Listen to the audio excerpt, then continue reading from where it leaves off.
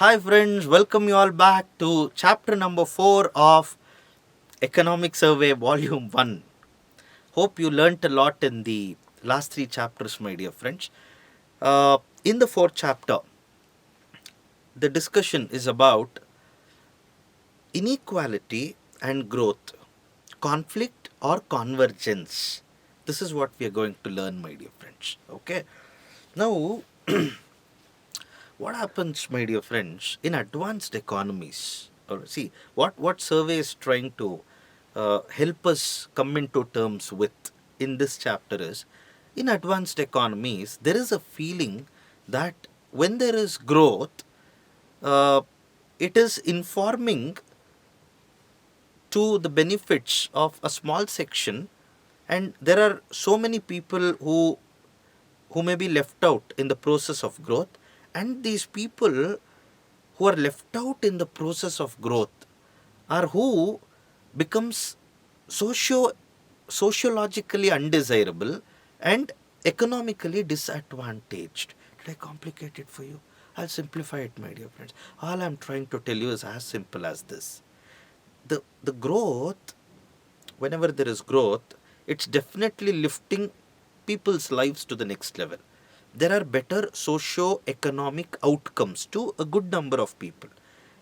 Are there people who are left out in this growth process? Maybe yes. Now, these people who are left out in the economic process suffer from not only economic hardships, yeah, which again necessitates governments to come up with massive spending programs to lift these people up. So also they may become sociologically problematic. Like, for example, the number of people who get to drug abuse, who get to crimes, who get to other undesirable, sociological characters, they may be in this group. Are you connecting to what I'm trying to tell you, my dear friends? And this may hold good for a developed economy or an advanced economy. So there, inequality, inequality is seen as primarily, inequality is seen as primarily undesirable because it creates these problems for the economy. It creates these undesirable socio-economic outcomes. So a major emphasis of the government, major emphasis of government in general is on how to reduce the inequality so that these social tensions are not created. The economic disparities are not created. Are you connecting to what I'm talking about, my dear friends? All of you? Perfect. Superb. Now, in India, also, does this inequality and growth have conflict or do they converge? Are you connecting to what I'm talking about, my dear friends? Which means in advanced economies, whenever there is growth, there is inequality. So there is a conflict. Yes or no, my dear friends? There is no convergence. Is this the case with India also? Is what survey is trying to look into. Okay. So should India's focus and emphasis go on having more growth or on reducing inequality? Where should the focus and emphasis be more? Either in achieving growth or in reducing inequality? Are you connecting to what I'm trying to tell you, my dear friends? If, let us say, inequality and growth converge and they don't conflict, okay, yeah, then we can have a clear policy decision. What is to be favored over what? Are you connecting to what I'm trying to tell you, my dear friends? Perfect. Don't get confused. What I'm trying to explain to you is very, very simple, my dear friends.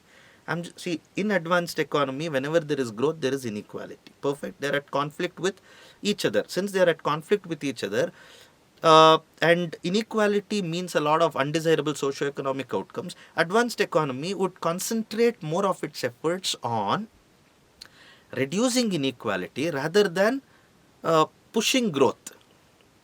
Does the same logic apply to India? is exactly what I'm as is what I'm trying to discuss here, my dear friends. Got that? No, I'm trying to tell you. Perfect. Now, in India, when we look into the socio-economic outcomes, the sociological outcomes or the economic outcomes, my dear friends, uh, whenever there has been growth or in case of inequality, it has been the same, my dear friends. Are you connecting to? So, are you understanding, my dear friends? Whenever we have been experiencing higher levels of economic growth, that by itself, whether it is leading to inequality is a is a secondary thing to think about. But what growth can achieve in terms of socio-economic outcomes and what inequality may not achieve, they may not seem to be in conflict, my dear friends. Are you understanding? There's a thin line. There is a thin line that you have to properly come into terms with. As simple as this. In advanced economy, growth oriented policy, inequality oriented policy are at conflicts with each other. Yeah, connecting.